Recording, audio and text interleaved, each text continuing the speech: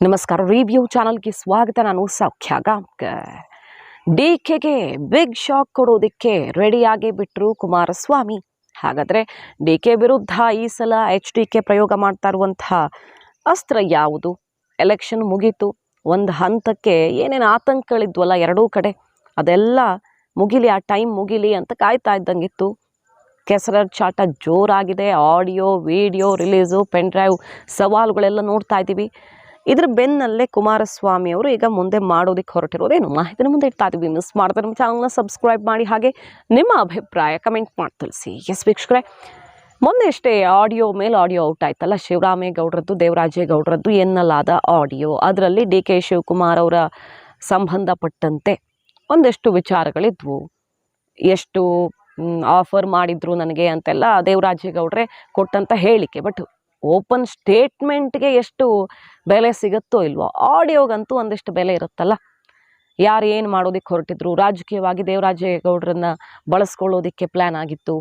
ದೇವೇಗೌಡರ ಫ್ಯಾಮಿಲಿಯನ್ನು ಮುಗಿಸೋದಕ್ಕೆ ಹೊರಟಿದ್ರು.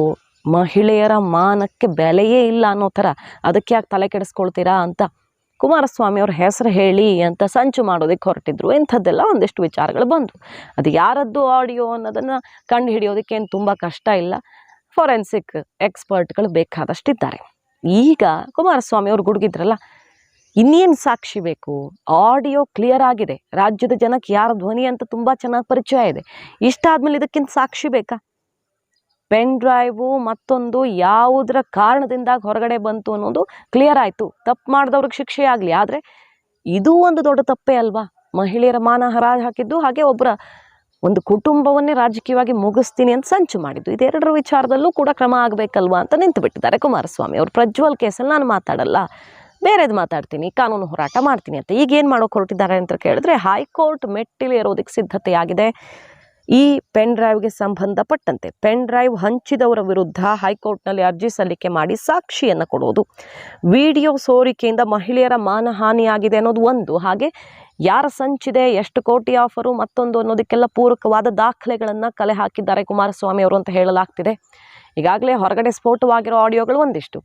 ದೇವರಾಜೇಗೌಡರು ಹೊರಗಡೆ ಬಂದರೆ ಸರ್ಕಾರ ಶೇಕ್ ಆಗುವಂತಹ ದಾಖಲೆಗಳಿವೆ ಅಂತ ಹೇಳಿದ್ರಲ್ಲ, ಬಹುತೇಕ ದೇವರಾಜೇಗೌಡರು ಕುಮಾರಸ್ವಾಮಿ ಅವರು ಒಂದಿಷ್ಟು ಮಹತ್ವದ ದಾಖಲೆಗಳನ್ನು ಕೊಟ್ಟಿರೋ ಸಾಧ್ಯತೆಗಳಿವೆ. ಯಾಕಂದರೆ ಕಾಂಗ್ರೆಸ್ಸೇ ಆರೋಪ ಮಾಡಿತ್ತು ದೇವರಾಜೇಗೌಡರು ಕುಮಾರಸ್ವಾಮಿ ಅವ್ರನ್ನ ಭೇಟಿಯಾಗಿ ಬಂದಿದ್ದಾರೆ ಅಂತ. ಹಾಗಾಗಿ ಅವ್ರ ಕೈಗೆ ಏನೇನು ಹೋಗಿದೆ, ಯಾವ್ಯಾವ ಸ್ಫೋಟಕ ದಾಖಲೆಗಳು ಅವ್ರ ಕೈ ಸೇರಿದೆ ಗೊತ್ತಿಲ್ಲ. ಯಾಕಂದರೆ ಇದು ಕುಮಾರಸ್ವಾಮಿ ಅವರು ಹೇಳಿದ ಮಾತು.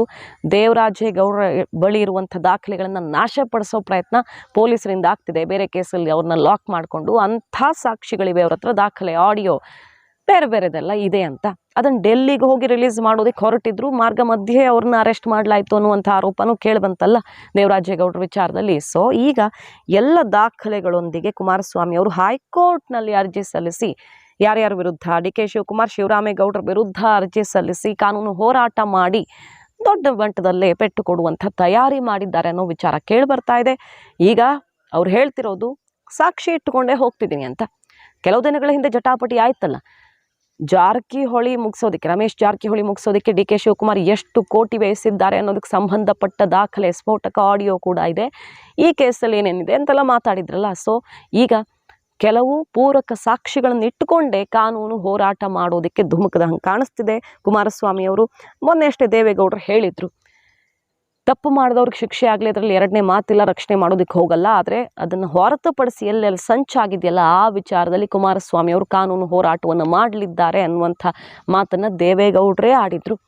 ಕುಮಾರಸ್ವಾಮಿ ಅವರು ಮೊನ್ನೆ ಭಾವುಕರಾದರು. ದೇವೇಗೌಡರು ರಾಜ್ಯಸಭಾ ಸ್ಥಾನಕ್ಕೆ ರಾಜೀನಾಮೆ ಕೊಡೋದಕ್ಕೆ ಹೊರಟಿದ್ದಾರೆ.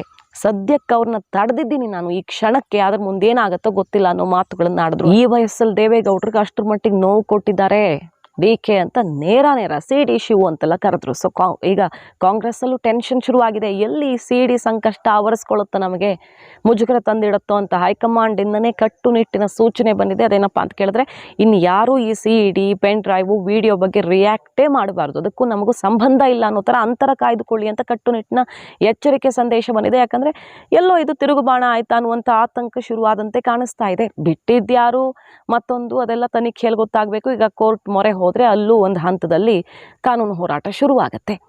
ಹಾಗಾಗಿ ಈಗ DK ಶಿವಕುಮಾರ್ ಅವರ ಆಡಿಯೋ ಇನ್ನೊಂದು ಸದ್ದು ಮಾಡಿದ ಕಾರಣ, ಅವರದ್ದು ಅಂತ ಹೇಳಲಾದಂಥ ಆಡಿಯೋಗಳು ಮತ್ತು ಅವ್ರಿಗೆ ಸಂಬಂಧಪಟ್ಟಂಥ ಸಂಭಾಷಣೆಗಳೆಲ್ಲ ಸದ್ದು ಮಾಡಿರೋದ್ರಿಂದ ಸತ್ಯನೋ ಸುಳ್ಳು ಒಂದು ಹಂತಕ್ಕೆ ಡ್ಯಾಮೇಜ್ ಆಗಿರುತ್ತೆ. ಕಾಂಗ್ರೆಸ್ಗೆ ಇದು ಟೆನ್ಷನ್ ಆಗಿರೋ ಹೊತ್ತಲ್ಲೇ ಕುಮಾರಸ್ವಾಮಿ ಅವರು ಕಾನೂನು ಹೋರಾಟವನ್ನು ಶುರು ಮಾಡಿದ್ದಾರೆ ಮತ್ತು ಭಾವನಾತ್ಮಕವಾಗಿ ದೇವೇಗೌಡರ ಕುಟುಂಬ ಮುಗಿಸೋದಕ್ಕೆ ಹೊರಟಿದ್ದಾರೆ. ಈ ವಯಸ್ಸಲ್ಲಿ ಅವ್ರಿಗೆ ನೋವು ಕೊಟ್ಟಿದ್ದಾರೆ ಅನ್ನೋದು ಕೂಡ ತಮಗೆ ಪ್ಲಸ್ ಆಗಬಹುದು ಅನ್ನೋ ಲೆಕ್ಕಾಚಾರವನ್ನು ದಳಪತಿಗಳು ಹಾಕ್ತಿರಬಹುದು.